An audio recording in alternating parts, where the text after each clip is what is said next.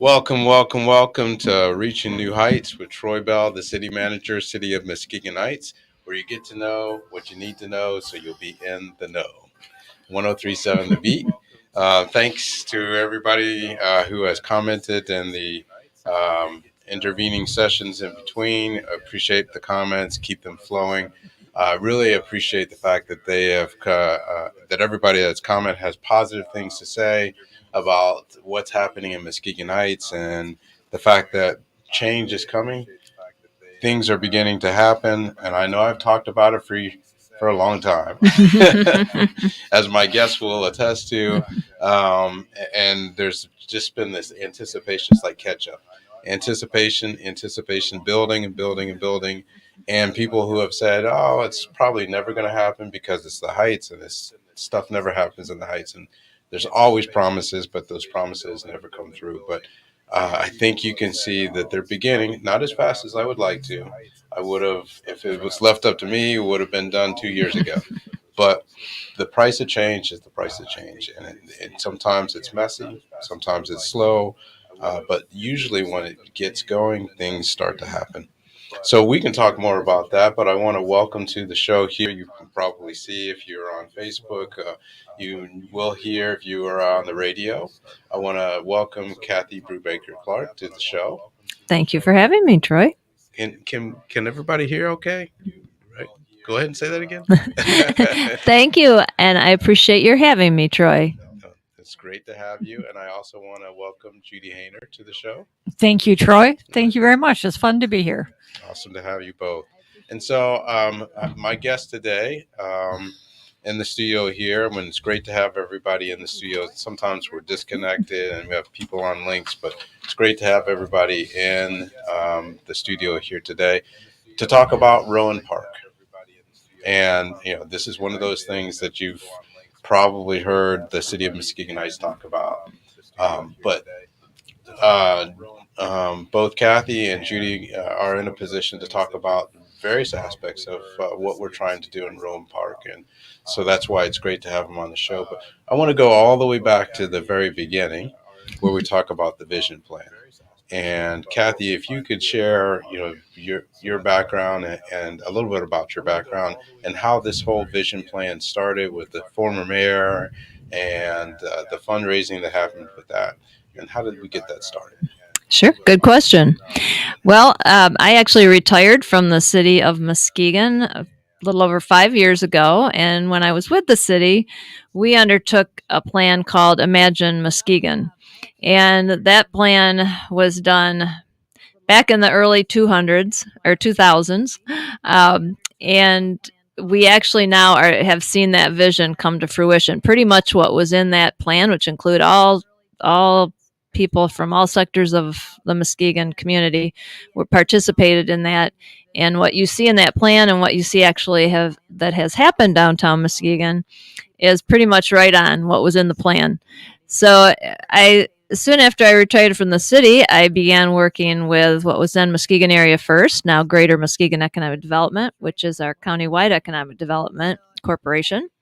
And I started doing a lot of work with Muskegon Heights, which I've really loved. And part of that was sitting down with the Downtown Development Authority and people asking the question of, we need to do more down here, but what can we do? Where can we get the money from? And we don't want to just start something that we can't finish. And we want to be wise about the use of our resources. And when we go to people to ask for money, we want to have a plan in place so they know we've got something to carry through on. So we talked about the Imagine Muskegon plan and decided, the Downtown Development Authority decided that was the way to go with something similar. So thanks to the MEDC at the state level, as well as our own community foundation for Muskegon County, funded our vision plan. And the city of Muskegon Heights as well participated financially. And that was done through our Greater Muskegon Economic Development. And we had, even though COVID came along during that time, we still were able to do some walking tours in person. Before we actually got that, we went through a few different iterations. Put it out to bid. We didn't get exactly True. what we wanted. And I know from my seat as city manager, one of the things that I was pushing for was more DEI, more diversity, equity, inclusion in the folks that we ended up contracting with. And that our first run, we really didn't see a lot of that, and we didn't True. get the Yep. responses that we were looking for. Yes, that is true. So when we put it out again, we kind of modified a little bit what our request for proposal was, and fortunately, the Smith Group was the firm that we decided to go with, which has worked in diverse communities, but also is a diverse firm themselves. So we were very happy to get them to work with us. And I can say, coming on board, it was a difficult time, like you said, because of the pandemic and the epidemic that was there. But it was critical for all the great things that are going on in Muskegon Heights. People are doing things on the east side, the west side, the north and south. This community, the size that it is truly the community of friendly people, city of friendly people. Yes, it is. And so much was going on, but there wasn't a plan. Correct. There wasn't a vision. And so if there was one thing that I wanted to contribute in coming here was, let's take all the great things that people are doing and let's put it all together in a vision and a plan that articulates what we see in the next 5 to 10 years, what we want, what the community wants. And by nature of being able to put that on a piece of paper, now we can all get behind it. We can focus the efforts behind it from inside the community, outside the community, all the stakeholders, residents, businesses, etc., behind a vision. And that's what I think you were able to accomplish downtown with the Imagine Muskegon. It was painless. Yes. Here's what we see. Here's what it looks like. And whether it's right or wrong, we can correct a little bit here and there, but at least it's fluid, and yes, for anybody that hasn't gone online to see, they can find that at www.reachingnewmuskegonheights.org, and you'll see the actual final plan, which was approved by the Downtown Development Authority, as well as, which I just love, are the 2 videos that are on the site, which are the people of Muskegon Heights, citizens, business people, city administration, all people that love Muskegon Heights and have hopes and dreams, as I know you do, Troy, for the city of Muskegon Heights. So I would encourage your listeners to definitely take a look at that if they haven't yet. Right. And there were walking tours, there were town hall meetings, virtual meetings, and the like, to be able to contribute to that final product, which you can see online, Reaching New Heights. Yep. Now, part of that project and what came out of that project was a vision for the downtown area, Broadway, Peck, and Rowan Park. Yes. Right? And so what is the next step in that process? So I know we've been successful in getting, is it an EPA grant, approximately $100,000. Talk about that? Sure. We've gotten a few grants. The one specifically that we were able to use our vision plan to apply for was right around January, February of this year, to apply for the USDA RBDG grant, which is to do construction drawings for a portion for public areas, for just a portion of that. That is in process right now. In fact, we had a public meeting not too long ago on that as well. And that was at the library, right? That was at the library, downtown Muskegon Heights. And so the hope there is to be able to take what comes from that and then have the city apply for another larger grant to actually implement those construction drawings. So that would be the next phase, which we'd look at next year, applying for additional funding. I'll also say your other guest, Judy Hayner, who's here, was part of the stakeholders for the vision plan. And I know she's been amazing. She's gotten involved with this project, and she can certainly speak to what she's now contributing to that as well. But it's kind of a snowball effect. We do have the US EPA grant as well. That's what I wanted to talk about before we shift to talk Yes. with Judy. So talk about the EPA grant and how, I mean, those are 2 separate things. Yes. How the 2 of them can work hand in hand together. Sure. And this, for your listeners as well, for anybody that's looking at potentially developing or purchasing property for for business, commercial in Muskegon Heights. We through Greater Muskegon Economic Development, it's actually a $500,000 environmental site assessment grant that we can work with. They have to apply through us. Go to our website and there's an application form, but certainly give me a call if anybody's interested. And that is, we have our own consultant that we work with that will do the environmental assessments for people that may say want to purchase one of the buildings downtown Muskegon Heights and put a new store in that building, but they need an environmental assessment prior to actually purchasing the building.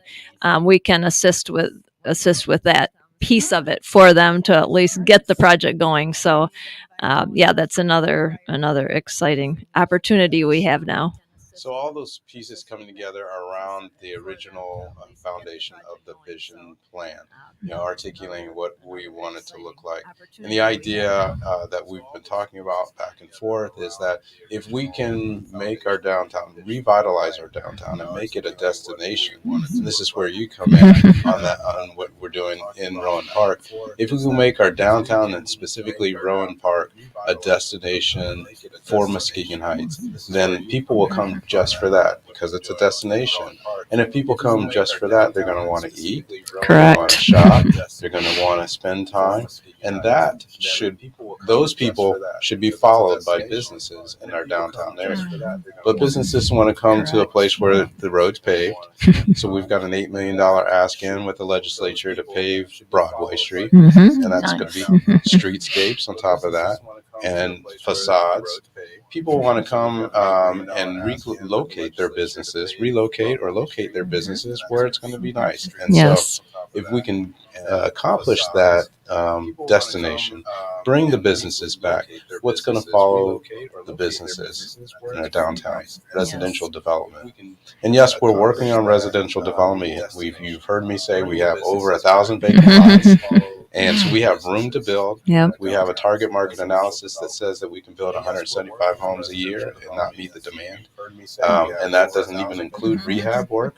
And we can rehab. Yep. I mean, our community was built on 5,000 lots. Right now, we only have 4,200, somewhere in that neighborhood. So we're in a structural deficit unless we can build and redevelop, unless that property changes hands and the city can then recoup some of the revenues associated with the Headley Act. But first, we have to put that work in creating a destination.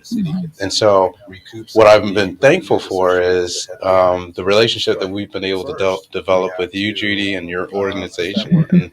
And that kind of was one of those things. It wasn't part specifically of the visioning plan when it started. I think you and I met, if I'm not mistaken, as part of the Railways project. Yes, Right. yes, the Muskegon Rail project. Mm-hmm. And that was a project that can you want to talk a little bit about the Railways project? Sure. I represent the Muskegon City Public Art Initiative, and this was formed in 2018 with the task of creating 10 projects of monumental public art. Mm-hmm. And so the Muskegon Rail project was one of our projects where we took the two rusty bridges over Seaway Drive as you come into town and put murals up on them. I'm sure everyone's seen them because you can't miss beautiful. them. They're four of them. They are compared to what was there before. Oh my! Goodness. Very fun project, but yes, that is how we met. All right. And that included the mayors of the various jurisdictions that were touched by that. You put together a whole committee, and I was just fresh into Michigan. Mm-hmm. Really? Yes, Really? Okay, yes. good. The big eye. You want to do what with the railway? You want to that rusty bridge? Really? Somebody had commented to me, actually, the guy behind my project, he said that you were able to create a collaboration between the MDOT, 3 different, cities, Yes. and the railroad companies. He said is unheard of, and it is. I've had people reach out wanting to do this, and so I respond to them. I tell them everything I know. I don't hear from them again Yeah, because it's complicated. It's a pretty complicated. And we took project. several tries at it before you successfully did it too. Oh, okay, I think good. there were like at least 3 tries. And One of the things that I'm really cognizant of is I listen to the work that you're doing here in the Heights, and I think about the work that's been done in Muskegon that's still going around. I learned this lesson kind of the hard way. progress is sneaky. I think you need to have that in your office, Troy. I mean I like that. It's progress is sneaky, and from the moment that I picked up on that under, like I said, very trying circumstances, it's like, okay, that's really true. We need a bumper sticker. I like it. Well, before we delve more into the work that you did, you're not new to the community, the county of Muskegon. So No, I've actually spent almost all of my adult life here. I've left Muskegon 3 times. I've come back 3 times. So I will tell anyone listening, if you're leaving Muskegon, that's fine, but you'll be back. That's what I say about the Muskegon community, the greater Muskegon community. So no, I've been here all of my adult life, and my career's been here. And I retired around the same time that Kathy did. I retired from the directorship of the Muskegon Museum of Art. Okay. A very fun place. And you had a brief stint with the school system too. I did. I was assistant superintendent for Muskegon Public, worked directly with the Smith Group. You couldn't pick a better firm to partner with. I really believe that. Good. They worked with us on our $49 million bond project. So I got to know them very well during those years. Yes. So They're I'm very very good. happy they're the ones that are working with you. Excellent. And through the course of working on the railway project, and that was an act of herding cats. Yes, it was. Pieces of what you had to do in order to bring that to fruition, and it's a beautiful thing. But we had an opportunity to have conversations about the future of Muskegon Heights, the need for a vision plan, the importance of that, and some of the things that we aspire to do, and the importance of public art. Yes, we were touched on some sides by the railways project. And if we have time, I do want to talk about part of the controversy that came out of nowhere about the faces that were painted on and how preposterous that was. But that's a whole nother discussion. Maybe that's a whole nother show. Maybe that's a whole nother show. Could be good. True, so true. But at least we got the opportunity, and I cherish that opportunity that we had to be able to talk about the direction of Muskegon Heights and the importance of public art and art to what we were trying to do.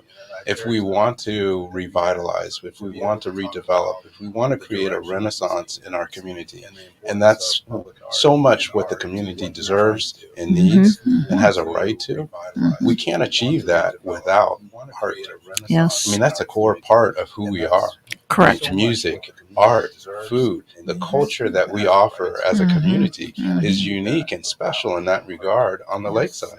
Absolutely. And we can't do anything without art. Right. So I think that's where was born, the idea. The idea. Yep. It was your idea, City Manager Bell.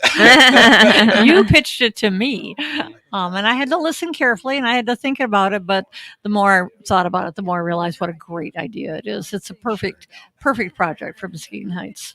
And though it may have been something that I suggested, going back to that visioning plan, it was something that was talked about. You know, yes, we want to revitalize the downtown. We want to make it a destination. But how do we do that if we don't include art? Yeah, art was a big part of It it. was a huge part of it. And so out of that was born Band Together. Band Together, which is a perfect name for this sculpture.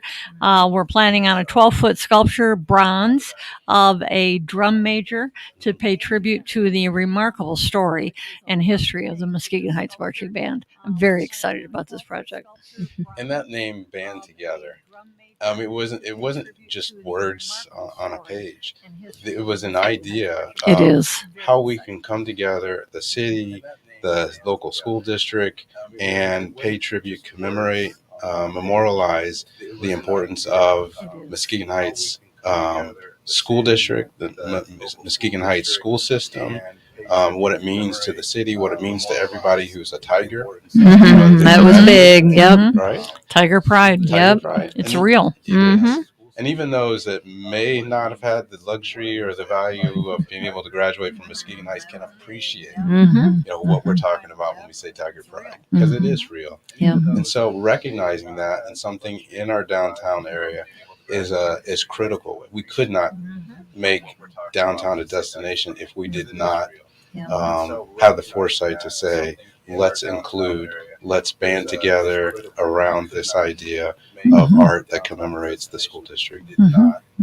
I agree with you. I agree. I think it's a great symbol. It's a great name. Mhm. And I hope people can start to rally around it, because I think that really is what it takes for Muskegon Heights to band together. But it's not just Muskegon Heights. I think all of our communities need to lean in, band together, and help the Heights be what it could be. I'm really quite convinced about that. And I think you touched on something when you said the words lean in. And sometimes we make the mistake of thinking about Muskegon Heights as an isolated city. Correct. But Muskegon Heights is a community that has something to offer to the entire county, Mhm. Absolutely. to the region, to the lakeside, to the lakeshore. Mhm. And so when we talk about leaning in, you may not be a resident of Muskegon Heights, you may not have a business in Muskegon Heights, but you should know the value and importance that this city plays to the entire county. Absolutely. And so, as much as we contribute to the welfare and well-being of the city of Muskegon Heights, or Norton Shores, or Fruitport, or Roosevelt Park, they also have a role to play in Muskegon Heights and in the Yeah. value of Muskegon Yeah. Heights. So that's a beautiful thing that when you mentioned leaning in, and that's important to where we're going. And so you mentioned the sculpture, and one of the things that I wanted to make sure that we talked about on the show today is what's going to happen on Monday. The presentation of the maquette. At City Hall. Yes. Okay. Yes. So yes, our artist I is. was scared there for a second because you looked at me like, "What are you about to talk about?" Oh, well, and I have to say, you may be reminding me of that date, so that's good. Thank you. Ari Norris is our artist who is going to be creating the sculpture. He is a bronze sculpture artist. He's from Muskegon. He graduated from Reese Puffer, got a degree, a 2-year degree from Muskegon Community College, and then went on to finish up his fine arts degree in Illinois, I think. But he's done work in Muskegon. If anyone has seen the Boogie Woogie Bugle Boy, which is a bronze sculpture that's near the LST 393, Right. Ari created that. He also created a bust of Doris Ruck for the community college. Yes. Mhm. So he's done other bronze sculptures. So he's really the perfect artist, I think, for us to work with. And he is working on a small maquette. The scale is 1 inch to 1 foot, so it's not real big. But we are presenting it to City Hall on Monday to look at that, and then to say to him, go, get going on this whole Right. thing. Because the next step then would be a full scale clay sculpture, full size, and then you do the brown, you do all that stuff. So yeah, so that's what we're doing. Beautiful. So please come out, Muskegon Heights and the surrounding community. If you want to see what that is going to look like and get a chance to get a feel for it. I don't know that you necessarily want people touching it, but Not the maquette, no. but the artist will be there. Right, right. So you'll have an opportunity to see him and ask him questions and understand his vision and his perspective as it fits in the vision and perspective for making downtown a destination. So please come out. That is Monday night, starting at 5:30. There'll be a presentation. That's in addition to the presentation that Prine and Newhoff is doing about the engineering work that they're pulling together as part of the grant work the $20 million worth of grant work that will be that has already started and will be kicking off in the spring. So come for that. And also the budget will be discussed. So there's plenty of reasons. Lots of reasons. Lots of reasons for people to come out. The least of which is not the maquette. Yes. But, come see that. Come for the budget. Come hear what Prine and Newhoff has to say. So I would like to say to your listeners, because we need some help. We're looking for all of the drum majors throughout all of the years. There's been a band at Muskegon Heights from 1925 until 2012. I will admit, since the change to the charter, it's not clear to me the status of the band, but certainly in those years, we've had a very active, award-winning, exciting band that I think the whole community always turned out for. But what we'd like to do as part of this project, the sculpture is of a drum major, and we want to recognize all the drum majors. I plan to have signage that would list all of the drum majors. So if you go to my Facebook page, you can see a posting that I've done related to this. and I've done a lot of research with yearbooks that I can find at the Hackley Public Library and at the Branch Library in Muskegon Heights. But we have some missing years. We have some years where we have pictures in the yearbook, but no names. And then we have a whole set of years where there is nothing, there's no pictures and no names of band people. I don't know how they managed to do that. No. My goodness, the band's one of the most important things in high school. That's right. And I wasn't even in a band. But anyway, if you go to my One time at Facebook band page, camp was a very important part Oh, of yeah. I'll bet. I'll bet. I'm sorry I missed that. Yes. You're right. That would be fun. So I'd really love to have people help us identify some of these missing years that we Yes. don't have. I'd also encourage people who have yearbooks at home, they don't know what to do with them, donate them to Hackley Public Library and the Muskegon Heights Branch Library, because they will hold those sets forever, Right. right? Nice. I mean, I was able to go to Hackley. They have 1925 to 1961, except for 1 year. They're missing 1930. But it was a good start on the research I was trying to do. And then the Branch Library has at least a couple of dozen other sets. So, yeah, I'd like people to help us fill those libraries and get those collections completed. And I want to come back to the fundraising effort because Sure. it's important for us to talk about that. Please. Yes. But kudos to you, Judy, if you don't mind me calling you by your first name. You're quite all right. Kudos to you, because when we came up with this concept and we made sure that it was aligned with the vision plan, it could have been something that you could have run with and said, okay, we're going to do that. But you took the time and effort to do the research behind it. I don't know if it was because you didn't believe me or Not at all. No. no, but in all truth, in reality, is you didn't have to do the research to understand the history associated with the band majors, the history associated with the band, and how that was a ode to a rich history that was important to the high school, important to the school system, and To the whole community. exactly Mhm. to the Whole whole community. community. And so, with all the challenges I know that the school system is going through now, I think it's important for us to say and to note that nonetheless, all of the history that you talked about from the 1920s going forward, every single class, and we still have survivors that go all the way back to that time. This is an opportunity for you to come out and be part of something that is hugely important to the community, going all the way back to the 1920s. So regardless, and it would be remiss for us not to note and talk about at some point in time and understand and identify the challenges that the school district has now. But this project is still an ode to a commemoration of, and we are asking and we want and pleading for every class to be a part of this, to Absolutely. be part of this piece of history, because without you, this sculpture would have never happened. And I know we had Mr. Cook, who helped design the uniform. It's a great story that has also, I think, part of the history that's come out of this is that Floyd Cook Jr. in 1958 was asked by, and I want to say these names, Albert Mirzo, to be the drum major. Kind of, it sounds like a little bit out of the blue. I think he was a bit surprised. But then the band director, Mr. Mirzo, told him, well, so you can design the uniform. Now the uniform has changed over the years, but we decided to use that historic uniform that he designed in 1958 as the uniform that will be on the sculpture, portrayed with this sculpture.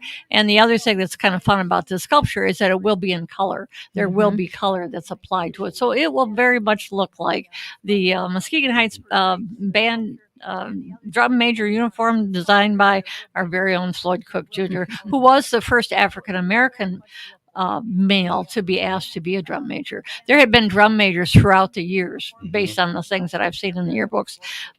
There have been men, there have been women. It's really been a mixed thing all the way through the years. But in 1958, Floyd Cook Jr. was the first African American to be asked to take on that very important position. And I think he took it on with glee.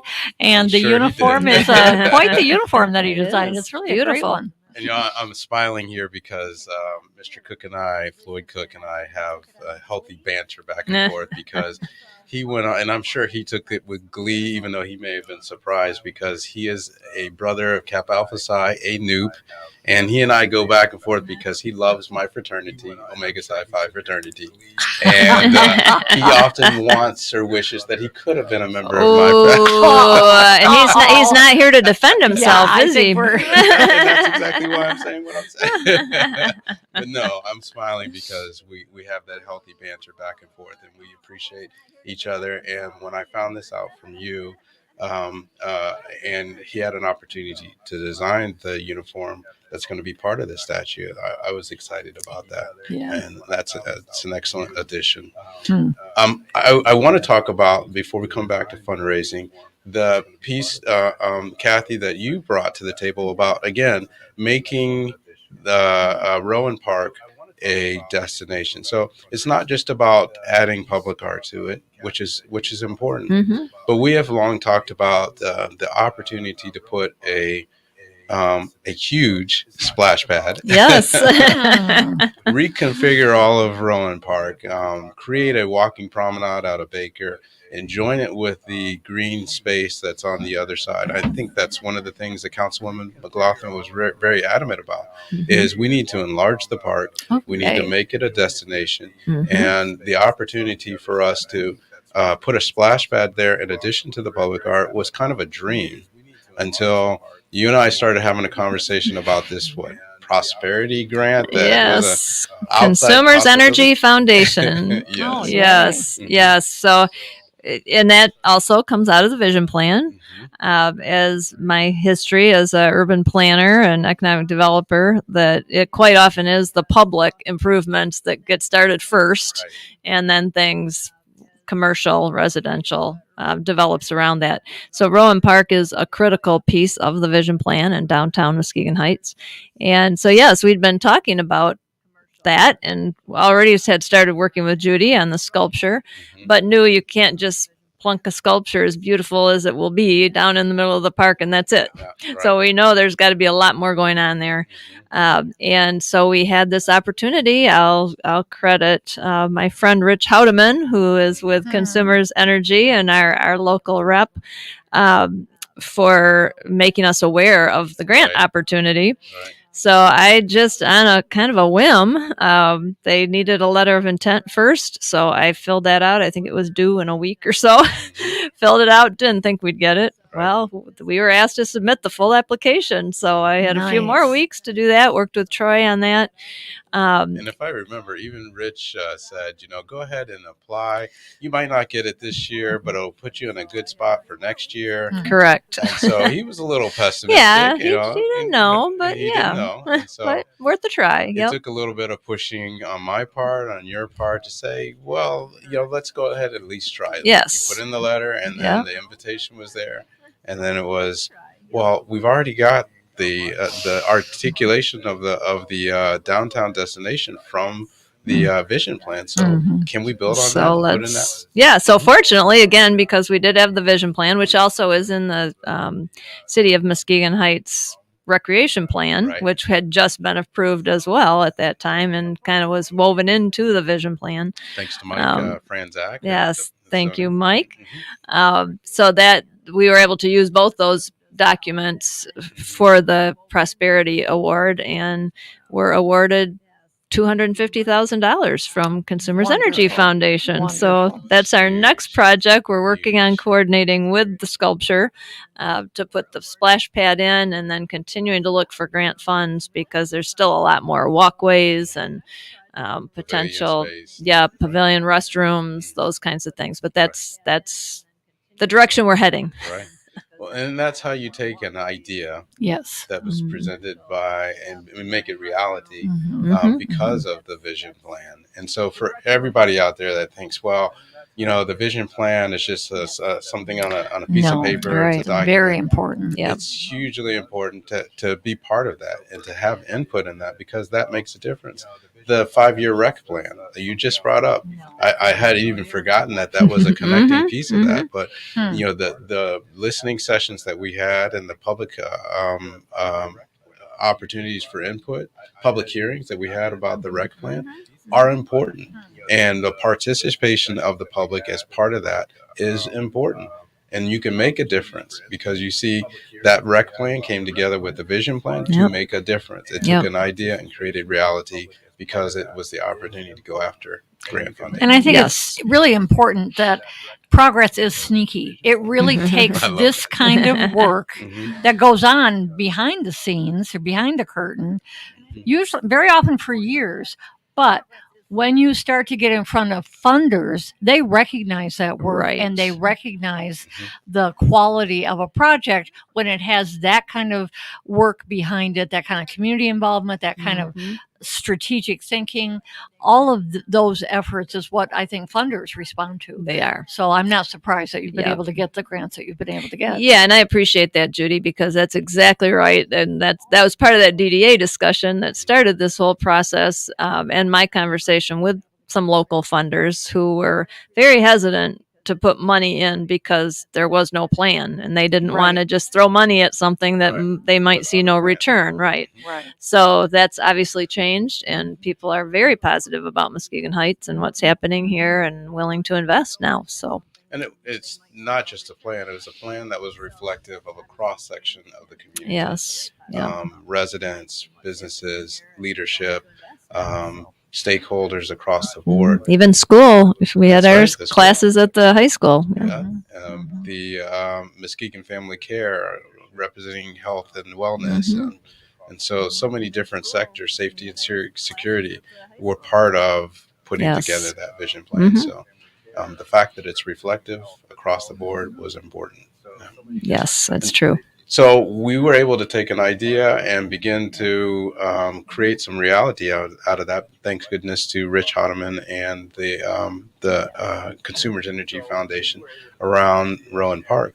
But the concept of the addition of art, again, would not have become a reality if you hadn't brought that to the table with Mhm. band together. But it's important for us to now be able to talk about the work that you've done to be able to make that a reality by the donations. And so where are we?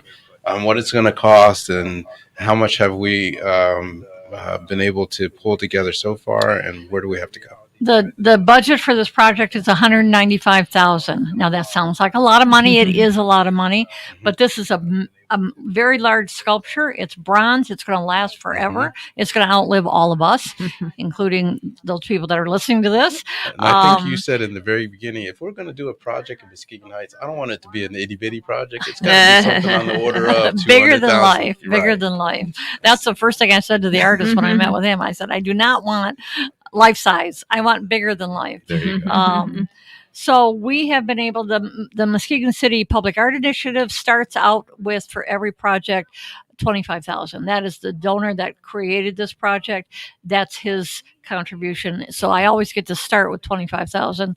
And then we look to the community. And again, I think people in the community are recognizing that there is the work that is going on in Muskegon Heights. They're seeing it and they have some confidence in it. So we started fundraising for this 2 or 3 months ago in earnest at the end of October, and right now we're at about 76%. Wow, So I that's still great. need to raise $50,000, but we've raised $145,000 so far. That's And I want people in amazing. Muskegon Heights to know that there are people around us who are leaning in. Web Chemical, Quality Tool, Northern Tool, companies that are saying, yes, I will support this. And then we have individuals that have also stepped up. So Howmet is another company that is helping to support this. Oh, that's excellent.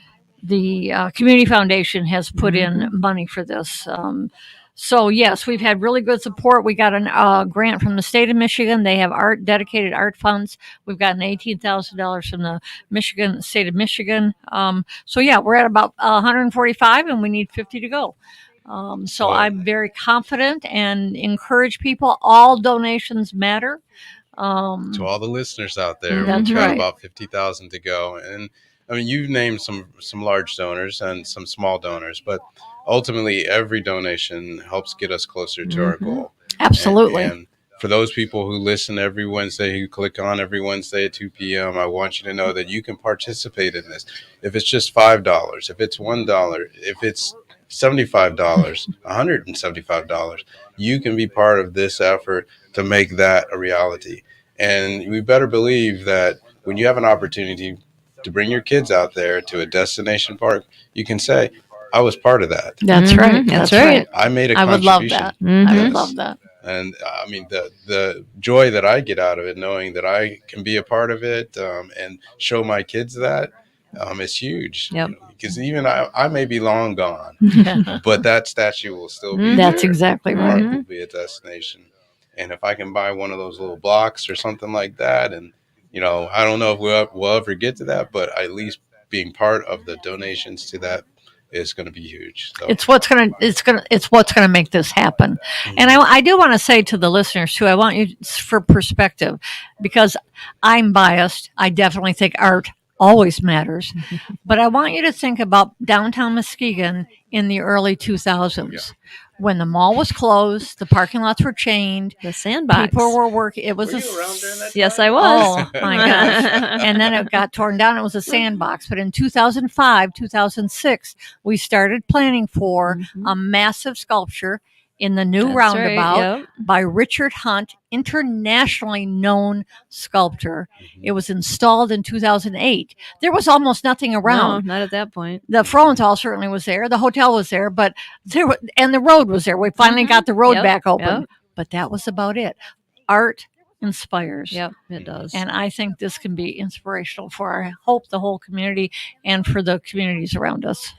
Well, what you're talking about in most communities across the countries, across the country, is the edge of a renaissance, Mm-hmm. and that renaissance can be led by the installation of public art or the creation of public art. Absolutely. And I firmly believe that the city of Muskegon Heights is on the verge of a renaissance. People are concerned about, rightfully so, gentrification. And I say it's not gentrification that is the issue. It is the displacement that often accompanies gentrification.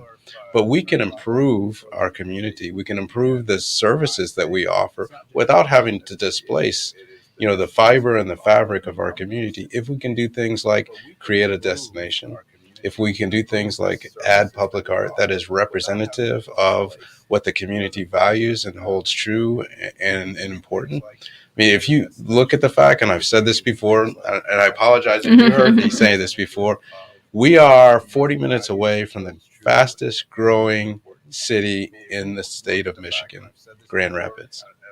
And a house that you can buy there, you can buy for $200,000 less here in Muskegon Heights. Bingo. Yes. Mhm. And even though we might not want to say it aloud, and I'm saying it aloud, and maybe we don't want to think it, but it is the truth. And people understand that. Right. It's That- opportunity. The Yes. opportunity is there. Mhm. And we're 40 minutes away. And you can buy a house here and go work 40 minutes away, commute 40 minutes away, Sure. and save money. And at the same time, be able to enjoy food and music and entertainment. Mhm. And guess what? We're 5 minutes away from the fastest growing public attraction in the state of Michigan, Which is? the Lakeshore. There you go. There you go. We've The got the Lakeshore. lakeshore. Right, Yeah, we We have do. We quality have of it. life, and a lot of it you don't have to pay for. right. And I think with Exactly. gentrification, and I think in a city like Muskegon Heights, you're small enough to be able to make things happen. Mhm. So, with the issues of rich. gentrification, is creating a diversity of assets, a diversity of resources for all of the community. Which you So can't that find there's- anywhere else. Right. There's housing. Yes, you want to build houses on lots, but there's Right. other ways to create housing for everybody. Right, rehabilitation of existing houses, reformation of existing structures, Right. and we haven't even talked about the Strand Building and the. I was waiting for that. Yeah. Yeah. Because we're looking at Rowan Park as a complex, Mhm. not only the park but also the Strand, the Mhm. Rowan Park Strand complex, and that's an important piece of maintaining the history of the community, hanging on to the fiber, making sure that we commemorate it and memorialize it as we move forward. But we cannot ignore the fact that we are, and no offense to the city of Muskegon and outside of Muskegon Heights, but we have the best value here to buy and build That's true. out of anywhere on the Mhm. lakeshore. Mm-hmm. And so we are the midtown of most communities across the country. And we Mhm. need to recognize that, and we need to embrace that, and we need to build for that, Yep. that realization. Hmm. So having said that, though, the Strand building. There we go. And so this is part of the complex. And as we move towards developing the downtown area, following through on that vision, part of that complex and the paving of Broadway is the Strand building. Now, the study that we did preliminarily said it would cost us $15 million to save the Strand building for what it is now. And it would cost us $13 million, if I'm not mistaken, Mm-hmm. to raise it and build the same structure or similar structure in its place. And so I'm going to give you my personal perspective, and I'm going to take off the city manager hat if I can do that, and say the business case says $15 million versus $13 million. And if I could spend $13 million, I can save $2 million, and I can have something similar or the same. That's the direction that I would go in. As long as it's possible to save something that commemorates that structure, because I wouldn't want a George Jetson style structure there that ignores, Right. that there was a theater there, Right. where people made their lives on that theater, on that stage. Mm. There were walls that people grazed past when they went into the theater and when they came out of the theater. That beautiful brickwork, which is unfortunately falling apart, but there's a lot that can be saved and should be saved and commemorated in whatever the new structure is that dons that place. Mm-hmm.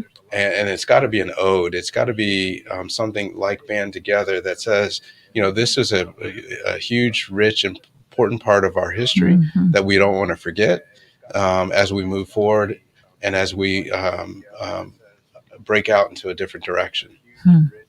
So, but that's all part of making it a downtown destination. So if you look at the vision plan, what we envision from the vision plan is this idea that you have retail on the bottom floor, maybe a restaurant, maybe a theater space, and then on the next floor you could potentially have office space, maybe a maker space, and then in the stories above it, the third, fourth, fifth, maybe 6 stories above it, you have residential, and that's more or less what's there now, but it would be new if we went in that direction. Mm-hmm. I can put my city manager hat back on. If we went in that direction. But more importantly, to be able to use the space that faces Broadway and also use the space that faces the park. The park, Mm-hmm. right. Right. And so I can picture glass on both sides, so you can look in and then look out and see the park and pull up and park and enjoy the retail space or in restaurants or whatever, enjoy the space above it. And then on the backside, maybe a parking garage. People might say today parking is not important, Right. because Someday. there's nothing down there. But and I know that in the future, there's going to be stuff down there. Mm-hmm. Stuff is going to come to follow is. that destination. Yep. And those people are going to need a place to park. And if we invest today when that property belongs to the city as inexpensive and low cost and put a structure there now, then in 5-10 years, when property is 10 times the value, it won't cost us so much to do a similar Right. thing. And we can meet that need then. Right. So Planning ahead is very important. So As a that's planner, good. you- Yes. But it all starts with a vision. Yes. Right. You've Right. got to identify where it is you want to go. Yeah. As Wayne Gretzky said, I shoot the puck to where I think it should go, where it's going to go. So anyway, plan ahead. And Yep. vision is where you Right. start. It's Yep. always where you start. Mhm. Exactly. Well, I really do appreciate the chance for us to come together and have this conversation on the show. Because we're banding together. Yes. we are. And we're Yes, we are. reaching new Muskegon Heights. We're reaching new heights. That's right. Yes, we are. Come on. Yeah. And what we're endeavoring to do by creating a destination in our downtown space, and that's just the beginning. It's, I mean, today we were out at the King School and looking at the potential for developing that property. But that becomes much more of a possibility when we redevelop our downtown. Yes. And that becomes much more an opportunity. Uh, I see Mr. Cook is saying something about I was just noticing that. being a Hello, noob Mr. and Cook. a proud member of Kappa Alpha Psi sorority. No, I'm sorry, for the Kappa Alpha Phi fraternity. All right, I'll read that later. Good job, Mr. Cook.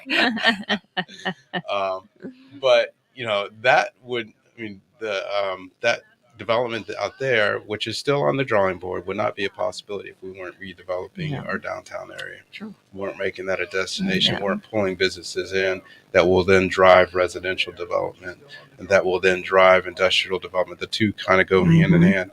If we can invite corporations in to take advantage of our water and to use our water, our natural resource that we're only pumping now at 10% capacity. If we could bring businesses in our industrial park, and we have a grant to talk about Working that, on look at that. then those companies are going to need a place for their executives to live. They're going to need a place for their employees to live, and they're going to want to buy houses. They're going to want to stay Affordable houses. Well, I like the term attainable houses. Oh, I like that. okay. Yes. All right, Yes. that's good. Mhm. That's good. Because sometimes people have the misgivings that affordable means poor, That was, No. yeah. No, and that's not what you meant. no, not at all. And Yeah. so, but that's what they're going to need. And I think all of this working together, one drives the other, but I think it starts with the downtown area. Well, and I want to say one more thing about that because I think Please. we know that in Muskegon, with the kind of challenges that you have, Muskegon's had all of Oh, the. yes. We can just check off the same checklist. You have to start from the inside out. Mhm. There's a lot of different issues in your community. There's a lot of different issues in all of our communities. But to get sustainable growth, I think you do have to focus on the downtown. And I applaud what's happening in Muskegon Heights, and I'm thrilled to be a part of it and to see where this might go. I'll just I add appreciate too that I haven't seen since I've been here 34 years or so, the positive press coming out of Muskegon Heights. It seems like every few weeks at least, there's a positive story, Absolutely. whether it's Troy, the mayor, Mr. Cook. It's a great article with Mr. Cook. That's right. And that is what people outside, that's always been our problem here in Muskegon County is how people outside see Are us. perceiving Right. us. That's Yes. And Right. so I think that as well is changing now. And so people are becoming more interested. And certainly in Muskegon. And now I think we're going to see that happen in Muskegon Heights. And we need to, in Muskegon Heights, need to realize that we're garnering that attention outside and take advantage of that Yes. ourselves. And then I do appreciate Mr. Cook because he did say, express his support for the Divine Nine, and I agree. He's absolutely right. All of us working together will make a difference. I appreciate that. So thanks again for joining the show. Is there anything else that you'd like to add, Judy, before we wrap up here? Help us lean in and band together for Muskegon Heights. Awesome. Reaching New Heights and Kathy Yeah, just Brubaker thank you Club. to everyone, including Troy and the mayor pro tem, your council, and all the citizens, business people in Muskegon Heights. I just love what I'm doing now, working with all the folks here, and it's fun to see all the positive change happening. And we love you for it too. And you're absolutely right. If it were not for the mayor and the council and their vision that allows me the opportunity and the favor to be able to serve the people of Muskegon Heights as the city manager, this would not be happening. And so I appreciate the opportunity that's been afforded me to serve in this role, to serve the community. So thank you so much, everybody, for tuning in, for checking on, clicking on, for Reaching New Heights, our radio show every Wednesday at 2 p.m., where we get to know what you need to know so you'll be in the know. Continue to be blessed.